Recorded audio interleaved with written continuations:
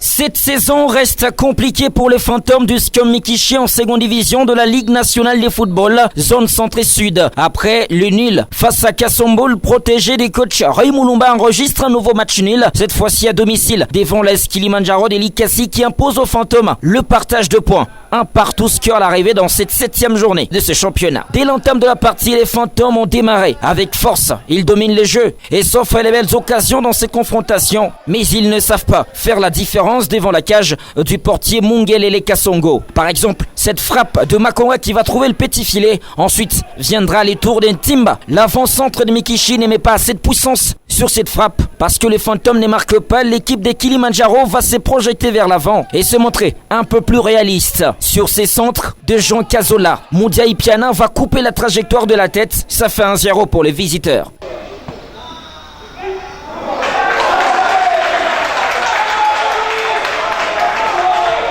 Prise au piège à domicile, Mikichi va essayer d'égaliser avant la pause. L'énergie déployée par les coéquipiers d'Erité Ntambwa ne sera pas récompensée. C'est en seconde période que le SCOM Mikichi va finalement marquer après des remplacements effectués par les staffs techniques. L'entrée du jeune attaquant et meilleur buteur du club cette saison, Patient Baya, va malmener la défense des adversaires jusqu'à obtenir un penalty à la 88e minute. Kevin Caleb, ancien joueur de nouveau talent, va se charger pour déposer ses ballons au fond de filet. Un partout. Ce score restera inchangé jusqu'à la fin de la partie. Encore un nul pour les fantômes.